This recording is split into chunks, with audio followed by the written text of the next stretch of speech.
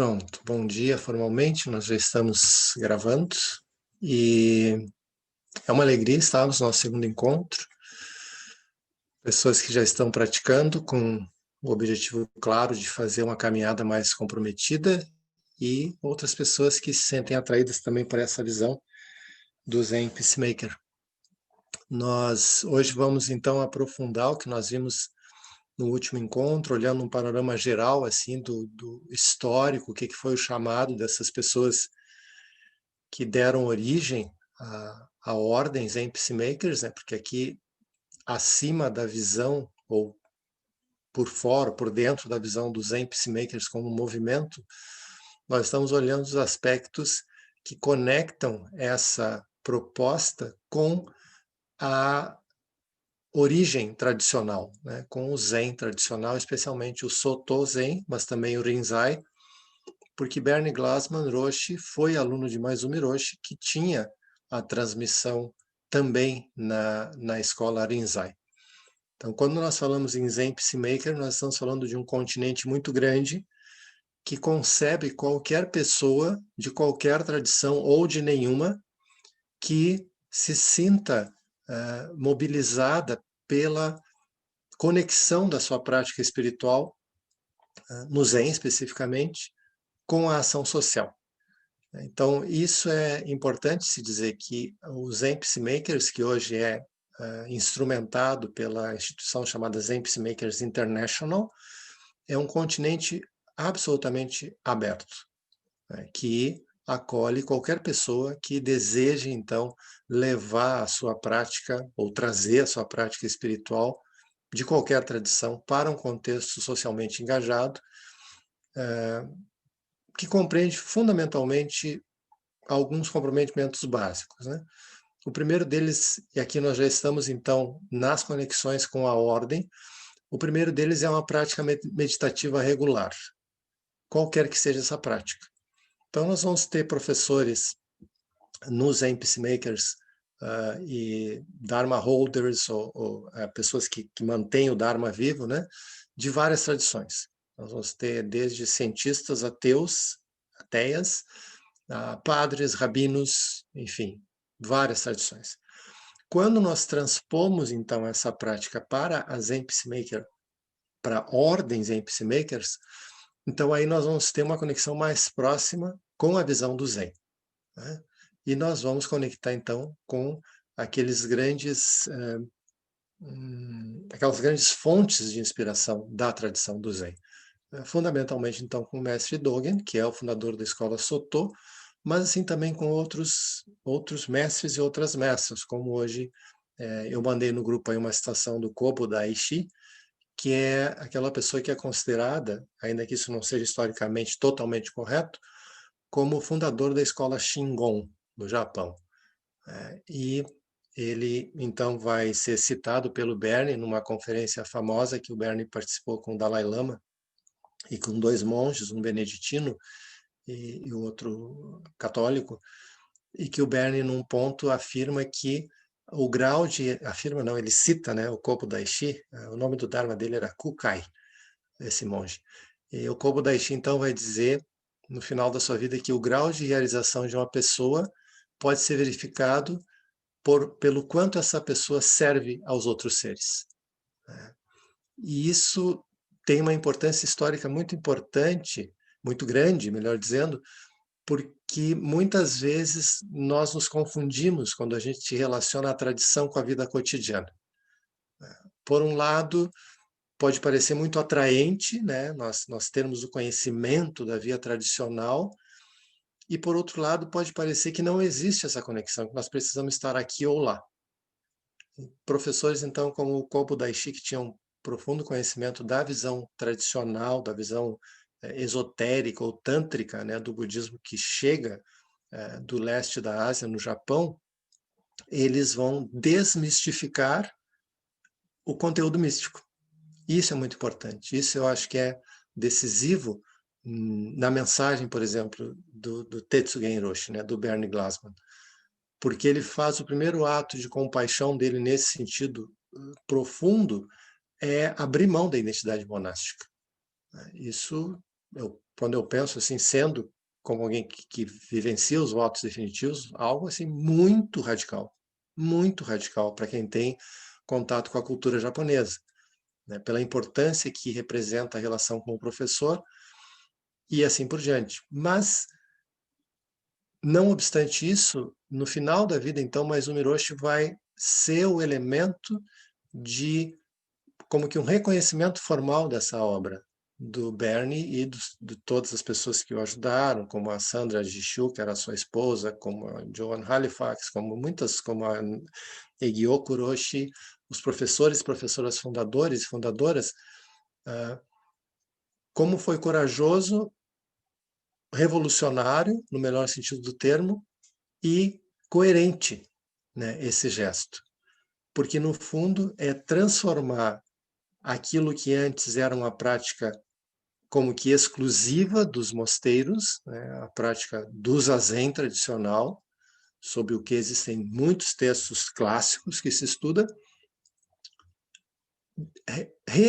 ressignificando, trazendo uma outra narrativa e dizendo, veja, você já faz isso, só que você não sabe.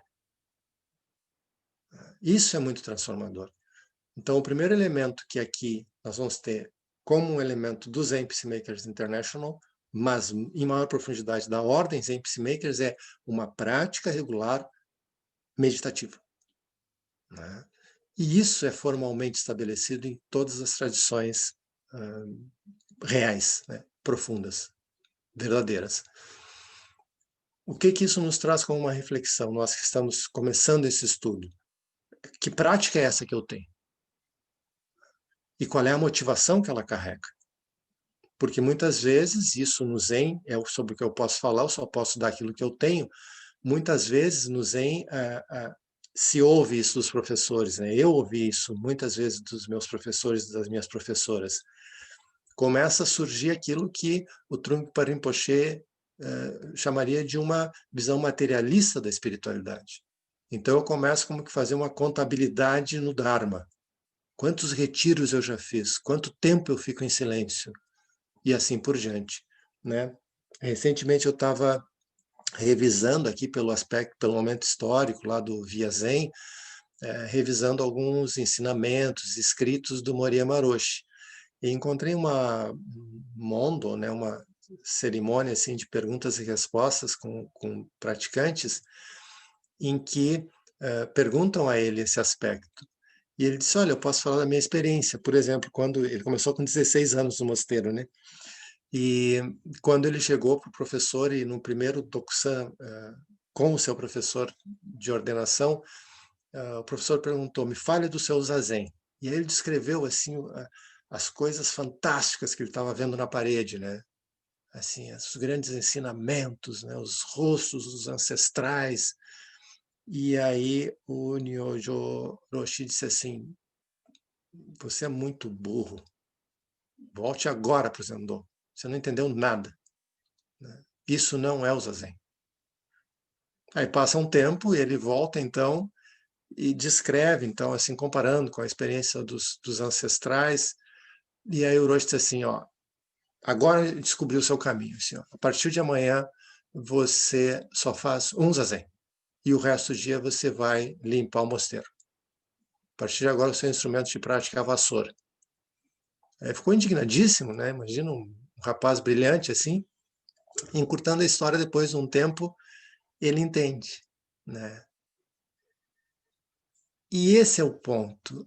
O entendimento aqui que eu vejo, eu acredito que tem muito a ver com uma relação que em japonês, eu creio que eu já citei isso, vai chamar Ishin Denshin. É uma conexão que está além dos conceitos, que está além das palavras, que está além das identidades. Não que as identidades não sejam importantes. Porque se eu não tivesse esse corpo, se cada um de nós não tivesse esse corpo, e não dedicasse um tempo, o seu espaço, não haveria zazen. E a linhagem estaria interrompida. Mas isso não é o mais importante, né? É a forma que liberta da forma. Essa é a essência do zazen, né? Do shikantaza, apenas sentar. Aquilo que nos é chamado a prática sem resultado, sem visão de resultado, a mente de nenhum ganho. né? Isso está no próprio Sutra do Coração da Sabedoria, além da sabedoria, né? Não existe nenhum ganho. É uma prática, Sawaki Hiroshi dizia, o Zazen ele é maravilhoso porque ele não serve para nada. Isso é talvez o ensinamento mais profundo do Zen, assim.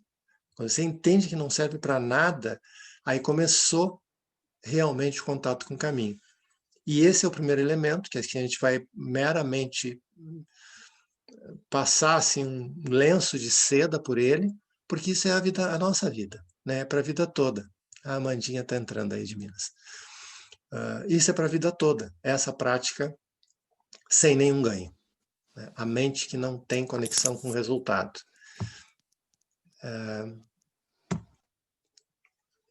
E isso realmente não é explicável. Esse é o nosso, esse é o nosso caminho. E os Zen Peacemakers, como instituição e como escola, honra esse caminho. Né? A meditação aqui é vista como o próprio solo aonde todas as outras práticas vão se desenvolver. E nós vamos fazer esse caminho em espiral que nós saímos do centro, que é a prática meditativa, e vamos transmigrar, se pode dizer assim, por vários outros aspectos, para, em um determinado ponto dessa espiral, descobrir que, na verdade, a gente nunca deixou de meditar, só que não percebia, porque a mente estava não conectada com a sua natureza original, né? Com essa Daishin em japonês, né? A mente vasta, a mente ilimitada. Como forma de instrumentar essa visão, que eu chamaria de uma espiral que se repete em si mesma, a concepção inicial que então vai dar origem a uma prática contemporânea ligada à tradição ancestral são os 3 princípios. Então nós vamos ter uma transcrição que eu acho pessoalmente genial, né, desse corpo de professores e professoras originais, de transpor os preceitos puros e as 3 joias para entendimentos que qualquer pessoa pode, uma vez desejando, acessar por uma via racional. Mas eu disse acessar, não é realizar. Então, o estado primeiro, né, do primeiro preceito puro, da primeira joia, seria esse estado de não saber, que é, no fundo, a base de cada, esse termo é pretensioso, né, de cada momentum do Zazen. A cada átimo surge um não saber. Surge esse estado de não mente, de mente sem ganho. E isso que é colocado, então, formalmente como liberar-se dos preconceitos, das ideias preconcebidas, é habitar na impermanência. É entender que por mais que eu tenha a aspiração de buscar uma segurança, que no fundo é uma tentativa de controlar, não há solução, não há qualquer esperança. E aqui eu gostaria de fazer uma conexão bastante radical com esse momento, porque ontem nós conversávamos e eu lembrei de uma tia-avó, né, que foi com que a minha mãe de criação, assim, quando eu era bem pequeno, bem pequenininho mesmo, né? Eu nasci com uma otite e pensavam que era meningite. Então começaram a me tratar para isso, mas não era, eu não podia mamar, porque eu sentia dor. E essa tia-avó, então, cuidou de mim, me dando, eu acho que era o leite da minha mãe mesmo, né, com conta-gotas, e ela se tornou como minha mãe de criação, assim, né? O fato é que, por causa de condições, ela se tornou viúva, adotou uma criança, ela se tornou alcoólatra. E muito grave, assim, é muito grave uma família quando uma pessoa tem esse tipo de desafio, né? E, em resumo, ela acabou conseguindo superar esse desafio frequentando os testemunhas de Jeová. Então, muitas vezes pequenininha, eu me lembro, assim, ela me levava nos cultos dos testemunhas de Jeová, eu pude dar testemunho, né, que a gente fala na frente, dar o testemunho da fé, assim, muito bonito, né? Se comprometer com a comunidade. E o fato que a tia Geni superou, então, o alcoolismo com o testemunho de Jeová, com os ensinamentos deles, né? Mas ela tinha certeza, uma convicção muito clara. Ela dizia assim, meu filho, é só uma questão de tempo. É certo que o Armagedon virá. Você conhece a imagem do Armagedon, né? Eu não tenho dúvida, assim, a gente está, entendeu? Assim, ó, totalmente 108%, como diz o pessoal lá de Porto Alegre, dentro do Armagedon.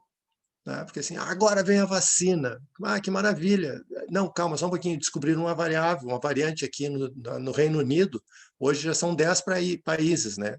A DM falou que até ontem 10 mil britânicos entraram na Suíça, porque a partir de amanhã não pode mais. Sabe aquela história do jogo de pôquer do Veríssimo? Ninguém sai, ninguém entra, ninguém entra. Em suma, nós estamos em guerra. E numa guerra que já está, na qual nós já estamos derrotados como espécie. Não tem esperança. Não tem esperança. Esqueçam. É só para a gente começar assim por uma segurança mínima, por uma tranquilidade mínima. Não tem esperança. A nossa espécie já foi longe demais.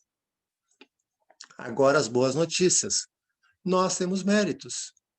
Porque a gente tem o Dharma, a gente entende que de qualquer forma, né, a gente raspa o cabelo por quê? Porque essa identidade é transitória. Para não esquecer disso, a gente raspa a cabeça. Volta a ilusão de uma identidade substancial, volta a ilusão de um Dharma que vai nos salvar e vai nos levar para uma casa de campo lá na Terra Pura. Até ontem eu tive esse insight, né?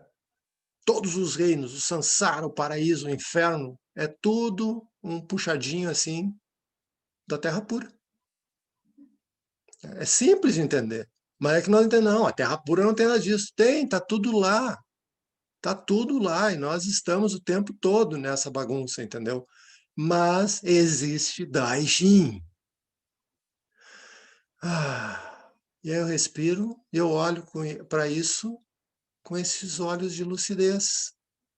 E como a nossa querida monja Zoiten dizia, eu entendo, eu vejo com absoluta clareza, com essa mente de não saber que a vida é um jogo. E eu preciso jogar esse jogo. A única coisa que o Dharma faz, como diria o nosso querido Lama Santen, é que a gente enxerga o tabuleiro. E a gente vê que a gente não é uma peça no tabuleiro.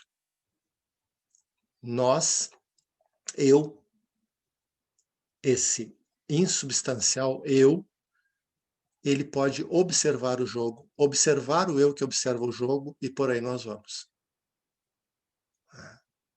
E essa conexão é o valor do ensinamento de todos e todas as ancestrais. Pela contemplação da presença da prática deles e delas, não resta mais dúvida. E recentemente, hoje mesmo, assim, é incrível isso, né? Como os mundos do Dharma são generosos, né? Com toda honestidade, assim, né? Eu fui hoje fazer assim mais uma celebração, né? Por entender isso que o Armagedon está aí, mas não tem problema, né? Por exemplo, no sábado, né? Foi a despedida do D'Alessandro lá no Sul. Meu time ganhou de 2-0 do Palmeiras e hoje eu fui mais uma vez assistir os gols, né? Porque a gente tem que ver de novo, né?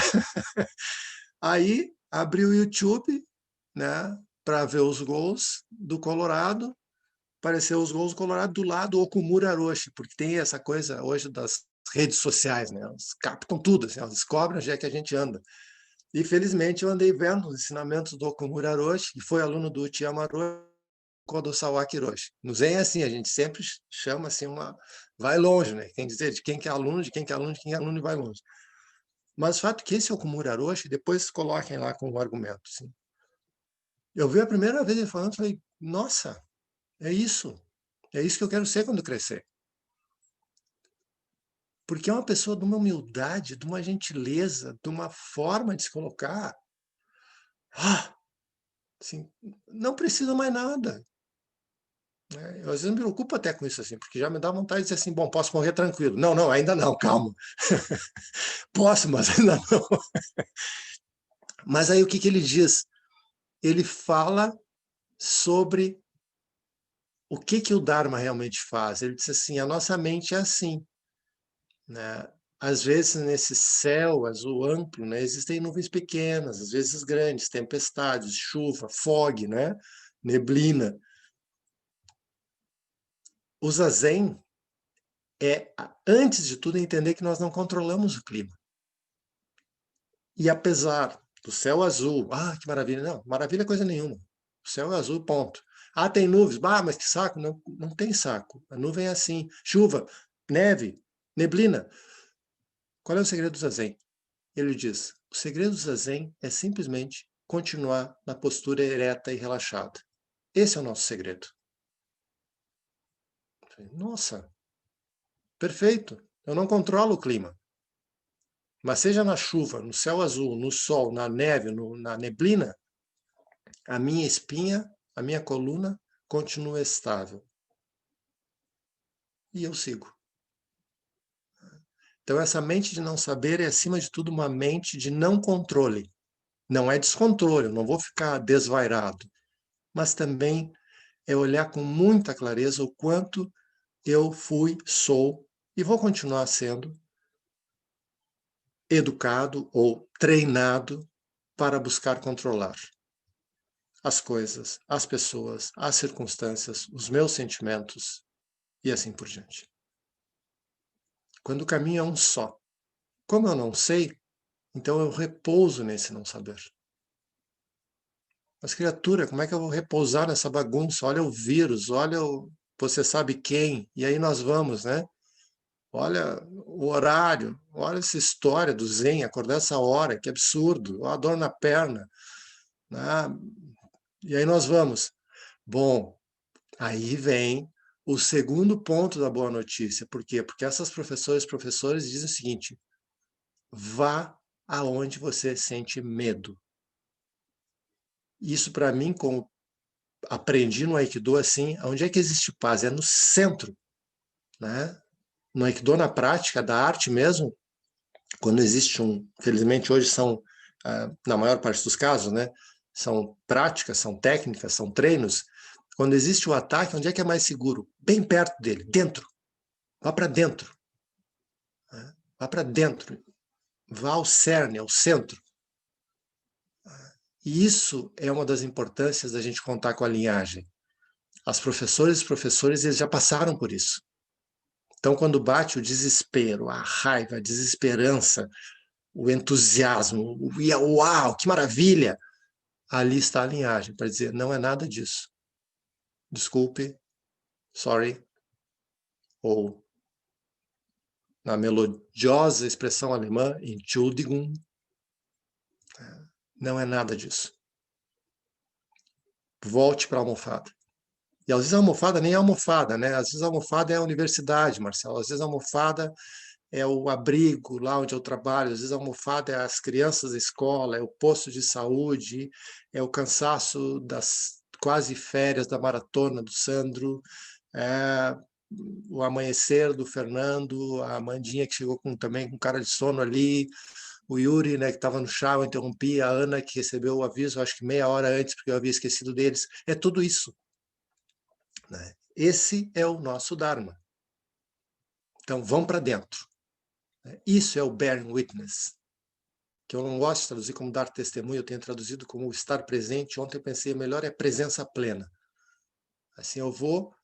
Isso foi interessante, porque nós temos feito nas segundas-feiras as cerimônias memoriais para uma amiga querida que faleceu, a Marina, né, Harcourt, e vem a família dela e muitas pessoas, parentes, amigos, alguns praticantes, o Sandro tem estado, o Yuri já esteve também.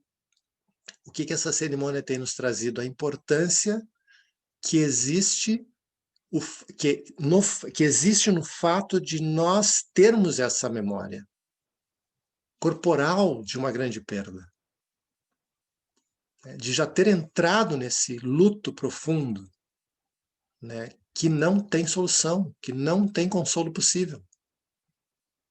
O bearing witness é o que recentemente eu disse para o pai da Marina, porque me ocorreu assim, né, no momento, não é de modo algum um estado de submissão às circunstâncias. Pelo simples fato que, como herdeiras e herdeiros legítimos do Dharma verdadeiro, que todos e todas nós somos, por consequência, como Siddhartha Gautama, reis e rainhas de um império vasto, que são os mundos do Dharma. Esse, no meu entender, é o grande mérito da vida humana preciosa. Nós não só podemos, nós transitamos todos os dias, a cada momento, pelos 6 reinos. Mas o poder é nosso de optar onde nós vamos estar. Assim como o poder é nosso de fazer o aprendizado em cada um desses reinos e nos conectarmos com seres que lá estão, não apenas transmigrando, mas muitas vezes, é duro dizer, mas por vontade própria, estáveis, buscando estabilidade naquele reino mental. Então, o estado de plena presença, de bearing witness, é voluntariamente, né, exercer esse voto do Bodhisattva com o poder da lucidez. Esse é um ditado esotérico muito antigo. Poder e abster-se é poder 2 vezes. Então, claro que todos nós podemos habitar o reino dos deuses, dos semideuses ou dos infernos, mas nós nos abstemos de lá permanecer. Por quê? Porque nós olhamos o tabuleiro. Quando a gente tem esse olhar para o jogo, nós podemos desempenhar qualquer papel. Com os votos do Bodhisattva, né, que é o que mobiliza algumas das pessoas que aqui estão, formalizados, né, quando a gente costura essa peça, a gente formaliza isso, a gente diz, não, eu já conheço a outra margem. Como assim? Olha, por favor, menas, né, como se diz lá no sul, menas. Como que tu já conhece, está nesse estado, né, envelhecendo, adoecendo, enraivecido, embevecido? Eu já conheço, porque eu aspiro por ele. E isso em inglês é fácil de entender, né? Longing. Longing é uma aspiração baseada na certeza da existência. É como que ter saudade do futuro, usando uma expressão poética. Nós só aspiramos porque nós sabemos, não aqui. Nós sabemos integralmente que existe. É que existe, é que é, né? O que existe é essa miséria que nós vivemos, né? Mas é uma miséria espantosamente grandiosa, porque é uma miséria onde nós temos a visão do Dharma verdadeiro. Tá, muito bem, belo discurso. Como é que tu manifesta isso? Mergulhando nos reinos, em todos eles, especialmente naqueles em que eu mais sinto medo, que eu mais sinto aversão. Aí, de repente, né, usando ali um pouco as palavras da oceanóloga, né, dentro daquela concha toda carepenta, está a pérola. Porque não tem outra forma. Não tem outra forma. O primeiro, acho que foi o primeiro documentário feito sobre os retiros de Auschwitz, foi Remember to Become Whole Again. Recordar para recuperar a nossa inteireza. E muitas pessoas, quando tomam conhecimento, né, quando a gente fala da nossa experiência, né, a Magda e a Valéria já estiveram lá, as pessoas olham com um certo ar assim de, como se diz, isso é muito peculiar, isso é muito singular, nossa, que coragem. Não tem como explicar, porque quando a gente mergulha dentro dos campos com a visão do não saber, né, e essa expressão que os professores e professoras originais usavam, to plunge, e a gente não mergulha só com os pés, a gente mergulha com tudo, com o corpo inteiro. E aí chega um momento que ocorre essa... Como assim? Eu estou respirando dentro dessa água. Como assim? Eu estou vendo esperança dentro de Auschwitz? Eu estou vendo nobreza, honradez e dignidade nas câmaras de gás? O que é isso? Isso é a capacidade de mergulhar integralmente numa realidade, numa mente de zazen, num estado de não saber. E o que acontece? Nada de especial, como dizia Joko Beck. Mas o mundo se transforma. E eu saio do zazen, um lugar onde as pessoas eram selecionadas para a morte ou para o trabalho escravo, com uma visão que está tudo certo, está tudo perfeito. Mas não é mais uma visão daqui. É uma visão da reedição da experiência de todos os ancestrais, de todas as ancestrais, que através da sua prática diligente despertaram esse olhar. Mas agora esse olhar despertou em mim. E aí eu não posso mais ficar com ele para mim. E aí é dito, né, como eu mandei aí no escrito para vocês no grupo, não existe mais uma preocupação com o que você vai fazer. Porque o gesto surge espontaneamente, naturalmente, de um estado de não saber e de uma consciência autêntica de que está tudo perfeito. Então não cabem mais lamentações e não cabem mais celebrações. Melhor dizendo, não cabe mais a crença na estabilidade das lamentações ou das celebrações. E na hora de lamentar, eu lamento com tudo. Na hora de celebrar, eu celebro com tudo, mas nunca acreditando que isso seja estável. E aí, no meu entender, essa síntese ocorre quando eu olho para uma realidade dada que antes era inaceitável, inconcebível, né, numa expressão bastante conhecida, que eu já vi inclusive o Lama Santen usar, eu olho com olhos de que, nas mesmas circunstâncias, eu também teria criado um campo de extermínio. Eu também teria feito a seleção de seres humanos. A diferença é que eu tenho o mérito de não ter vivido aquelas circunstâncias. E a partir desse novo entendimento, realmente baseado na interdependência, vocês veem que é simples. É simples, se sai do estado de impermanência, de não controle, de uma mente vasta, para compreender que a interdependência é algo óbvio.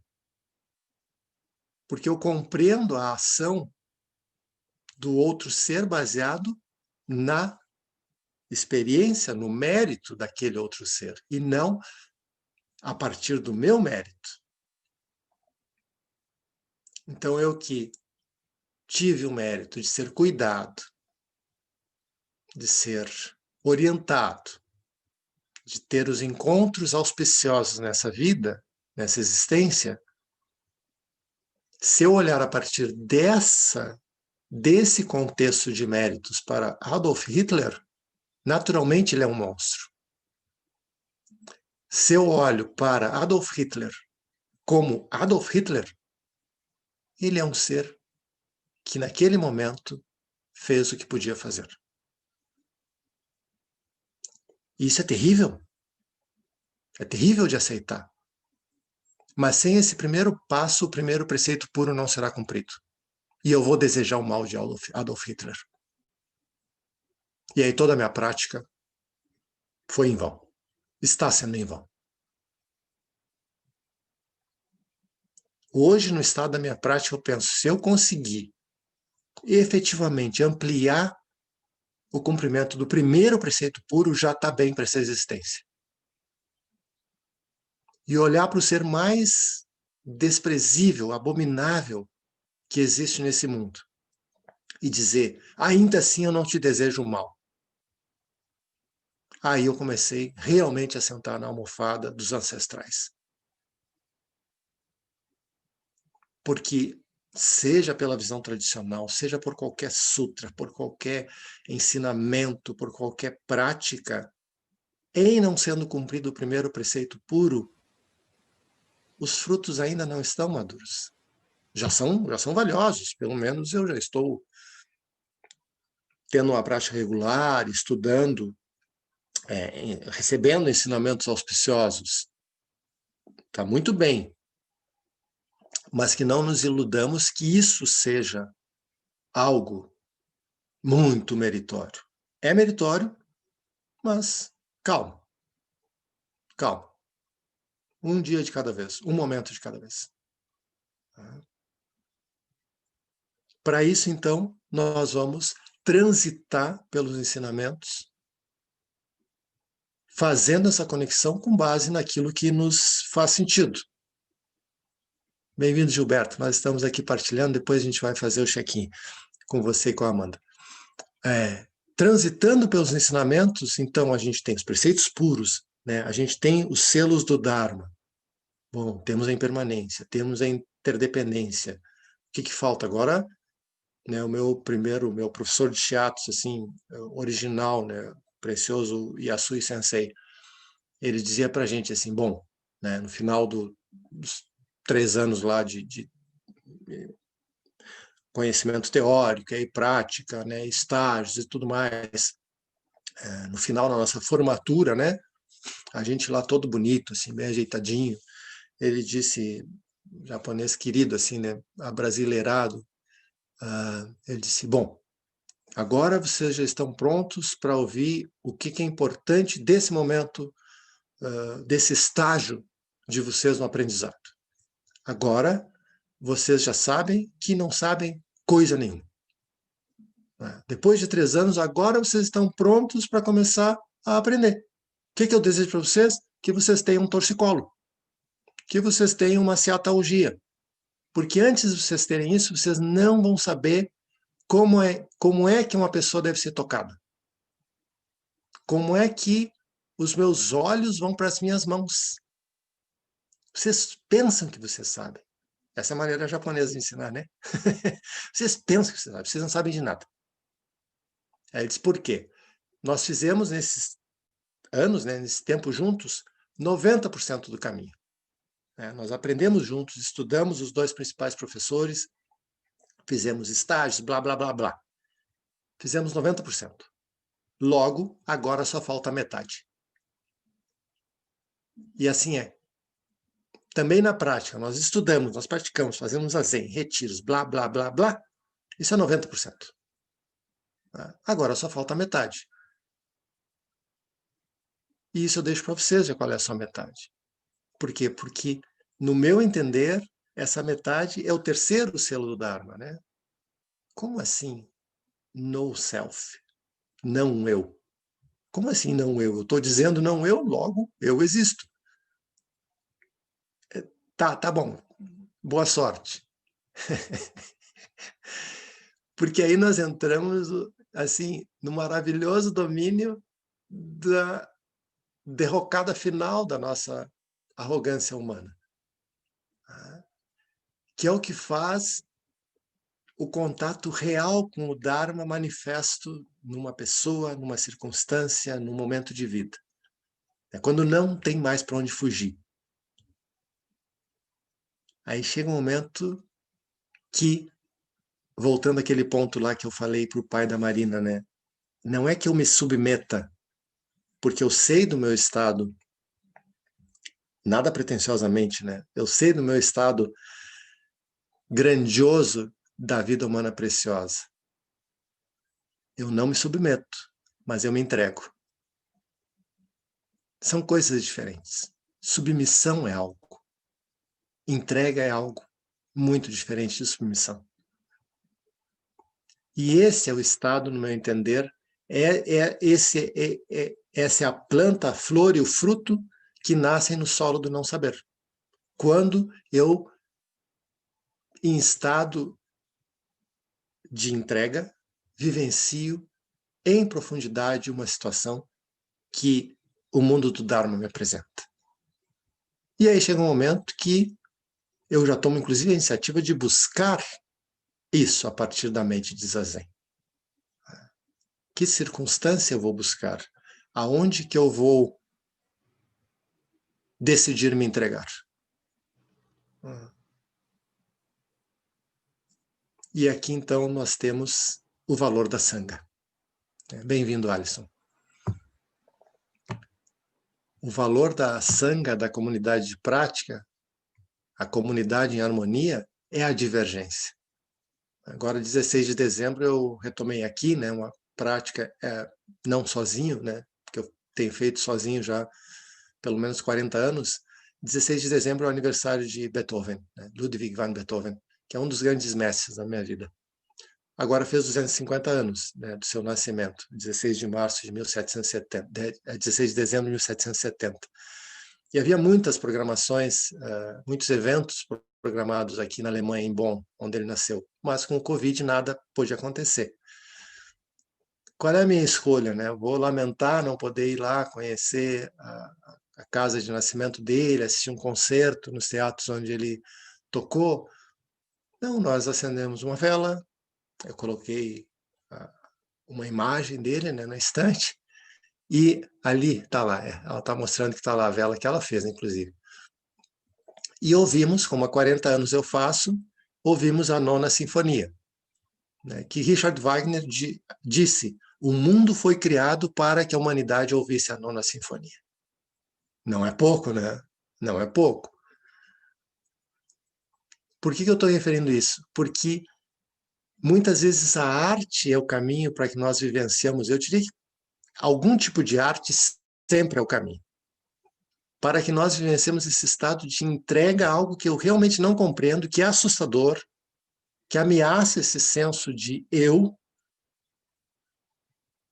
E como no sufismo vai ser ensinado, né, no braço místico do Islã vai se dizer que a alma humana, né, o espírito humano, como a gente quer chamar, é uma noiva que se prepara, também no judaísmo, né, nos ensinamentos mais profundos do judaísmo, mas especialmente no sufismo, isso é dito de uma forma poética.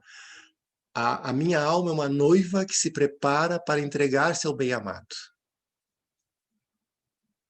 O bem-amado aqui é essa presença, Deus, né, como é chamado em algumas tradições, ou como quer que sejam chamados, o grande mistério, mas é entregar-se, não é para submeter-se, é entregar-se. E vejam aqui, isso é o DNA dos Zen Peacemakers. Eu posso, assim como eu posso me basear nos ensinamentos do mestre Dogen, eu posso me basear na Torá, no Alcorão, na Bíblia, pelo simples fato que só existe uma verdade, né? Nas danças da paz universal tem uma muito linda que a gente canta, inclusive, né, que diz: nomes são muitos, mas Deus é um só. Sarva Dharma Samabhav. Nomes são muitos, mas Deus é um só. A deusa é uma só. Lógico que não dá para entender isso. Absolutamente lógico que não há lógica nisso. Mas essa mente de não saber, manifesta, experienciada no laboratório, do mergulho numa realidade dada, especialmente aquela que é mais entrópica, que mais me mobiliza, essa é a forma do fazer no Zen Peacemaker. Que nós, então, vamos... Não é transformar. Não é transformar. Nós vamos manifestar no convívio, em qualquer comunidade, de uma forma que vai ser chamada apenas didaticamente de ação socialmente engajada. Isso é só um nome. Ação socialmente engajada é você estar presente em sabedoria e em compaixão a qualquer momento, em qualquer lugar, com qualquer pessoa.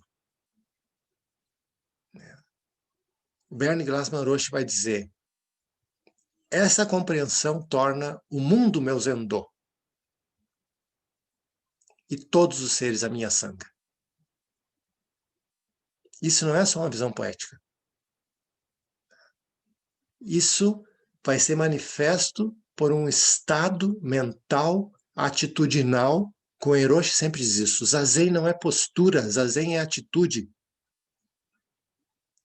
Isso vai ser manifesto por um estar no mundo baseado no ser.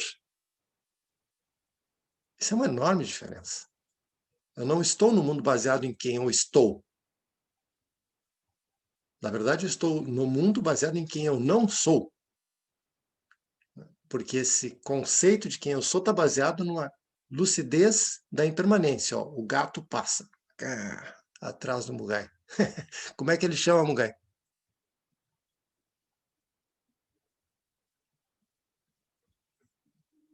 Tobias. Ah, muito bem. E assim é, né? Assim é. A nossa prática, então, ela vai se tornar tão mais real quanto menos conectada com quaisquer crenças ou ideias preconcebidas. Então, dito isso, eu só vou ler aqui o texto que eu mandei para vocês. Eu já citei, então, no Kobo Daishi, né? A maneira como você pode medir a profundidade da realização de uma pessoa é como ela serve aos outros seres. E o outro texto, então, que é da querida Gyoko Roshi, com a aplicação regular, a prática dos 3 princípios pode se tornar uma forma de vida a partir do centro, em todos os momentos. Embora os princípios sejam tomados em ordem quando você os estuda, né? Não saber, plena presença, ação, fazer algo, né? A prática não é necessariamente linear. Cada princípio reflete os outros. Eles estão perfeitamente integrados uns aos outros, fluindo como centro, circunstância e ação, em um círculo de vida sempre desdobrado e infinitamente variado. Essas são as palavras da Gyoko Roshi, né, a abadesa do Zen Center de Los Angeles, sobre os Three Tenets, né, sobre os 3 princípios. Isso é resultado de décadas de prática. Décadas. Prática que eu refiro o silêncio, a ação social, o estudo do Dharma tradicional, a vinculação, né, de professores e professoras através dos séculos. Em resumo, é isso. Então, é essa caminhada que nós estamos iniciando juntas e juntos, e não tem fim. Não tem fim, mas por isso mesmo é que ela ocorre no presente. Ela ocorre aqui e agora, onde nós estamos sendo quem nós somos. Então, por hoje era isso que eu quero partilhar com vocês. E aí eu vou encerrar a nossa gravação para que fique disponível e que isso possa se reverter em benefício de muitos seres. Não só o que nós falamos, mas também o que nós já fizemos e vamos fazer hoje e sempre. Que os méritos de nossa prática se estendam a todos os seres e que possamos, todas e todos, nos tornar o caminho iluminado.